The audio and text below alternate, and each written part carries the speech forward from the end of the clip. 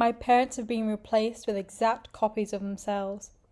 And now they won't let me leave.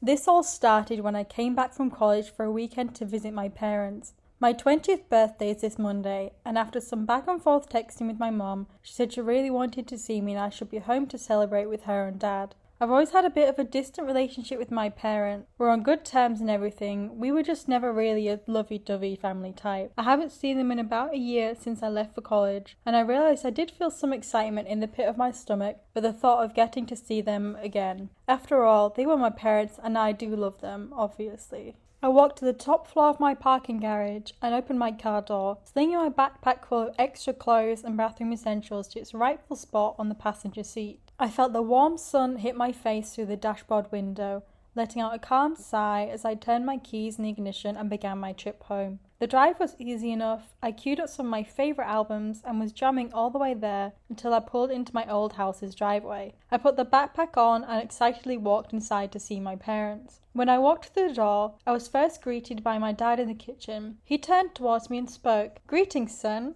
I'm so glad to see you. Come give your father a big hug." As he was walking towards me, I hesitated for a bit. This may seem like a pretty normal interaction for some kids and their parents, but my dad never spoke like that. He was not affectionate at all, and I don't think I ever got a hug from him in my life. We also live in a more southern state, and when he spoke, I noticed his accent was completely gone. Although weird, I chalked it up to just not seeing him for a while and opened up to receive his hug. Something definitely fell off. When we embraced, I instantly got goosebumps all down my body when I realised how ice cold he was. Not the slightly chilly when you've been inside under the AC all day type of cold, but ice. Bone-chilling and startlingly freezing type of cold. After the hug, I stepped back a bit to look at my dad when I noticed something else that made my stomach feel queasy. His eyes. They had this static gloss to them, like they were moving but not actually taking in anything he was looking at. My dad has never taken any kind of drug. He's actually terrified of them. He even refused to take pain meds after some surgery he got at the dentist because he didn't want to have any side effects or get addicted.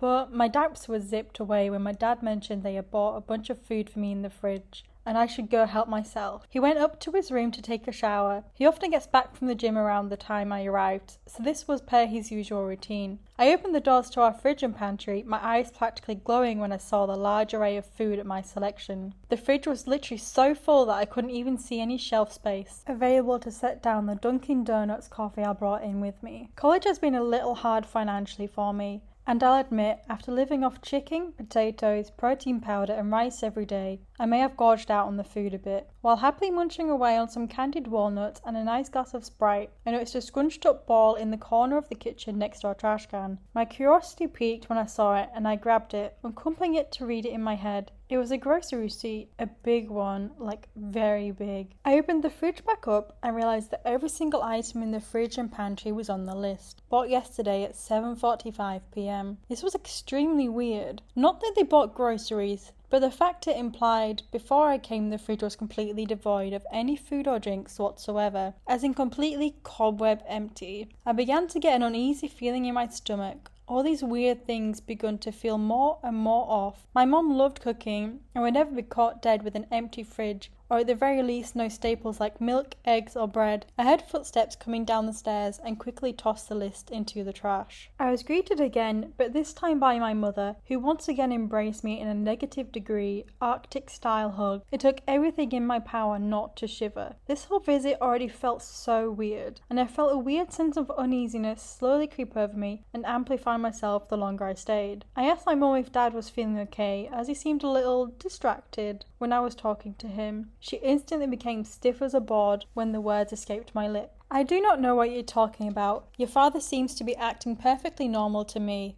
as she stared at me with the same glossy-eyed look. I decided to drop it and just continue to try and enjoy my visit and time with them as the day went on.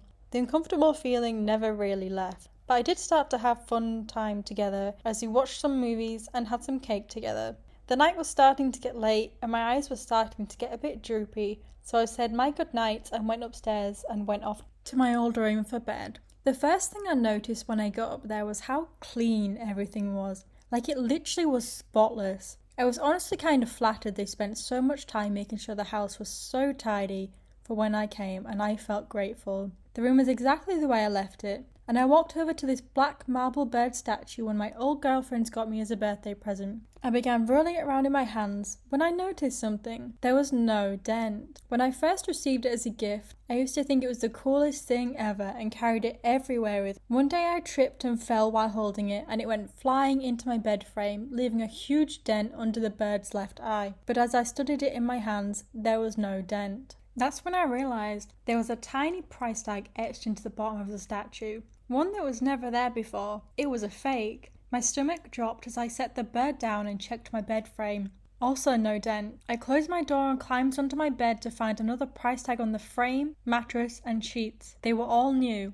To my horror, I began checking everything in my room, only to find price tags on each one. I walked outside my room to our play area, only to confirm my worst fears. Under the coffee table, behind the TV, inside the lampshade, all price tags and completely new. Every single item in the house had been replaced with an exact replica of itself. It was at this moment that I realised it wasn't my parents sitting down watching TV. I quietly crept down the stairs to get my car keys off the kitchen table and leave, but when I slowly walked into the kitchen, I noticed they weren't there. That's when it happened. I heard a slight creak and slowly peeked my head into the living room, looking to see my parents sitting there holding hands and watching TV. Only the TV wasn't on. The couch faces away from the entrance to the living room, so they couldn't see me, but from what I could make out, they were sitting there silently, staring at a black, empty screen. I shivered as a chill ran down my spine. Suddenly I saw my own reflection in the black screen peeking at them, and immediately zipped my head back down out of view before sneaking back up into my room. I immediately closed my door and tried locking it, but I realised the lock was either broken or deactivated, but it didn't work. I slid my bookshelf across the ground as quietly as possible to barricade myself inside, and tried not to freak out. I don't know what those things did to my parents, but I clearly was not in my house anymore. What should I do? Do I call the police? What would I even say to them? Do I try and find where they put my keys? Or just try to get out and make a run for it? I'm not sure where I should go from here, but I know one thing. I cannot fall asleep in their house.